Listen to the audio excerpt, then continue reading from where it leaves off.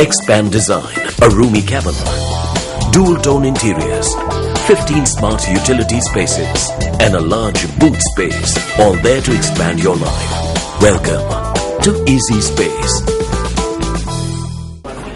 முன்னாள் அமைச்சராகவும் கொழும்பு மாநகர சபையின் எதிர்க்கட்சி தலைவராகவும் செயற்பட்ட முகமது மஹரூஃபின் மகள் டீனா மஹரூஃப் சிங்கள மொழியில் வழங்கிய வரவேற்புரையை இதன்போது ஜனாதிபதி பாராட்டினார்.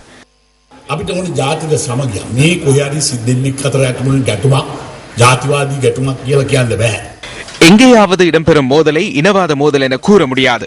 இது தொடர்பில் பாரிய அளவில் பேசும் சிலரும் உள்ளனர். முஸ்லிம் மக்களை 20 வருடங்களாக புத்தளத்திற்கு விரட்டி அடித்திருந்தார்கள். எனினும் மனித உரிமைகள் தொடர்பில் பேசும் எவரும் இதனை கருத்தில் கொள்வதில்லை. அத்தகைய வரலாற்றை நாம் பார்த்தோம். தமிழ் அரசியல்வாதிகள் உள்ளிட்ட அரசியல் தலைவர்களை கொலை செய்த சந்தர்ப்பத்திலும் அமைதியாகவே இருந்தனர்.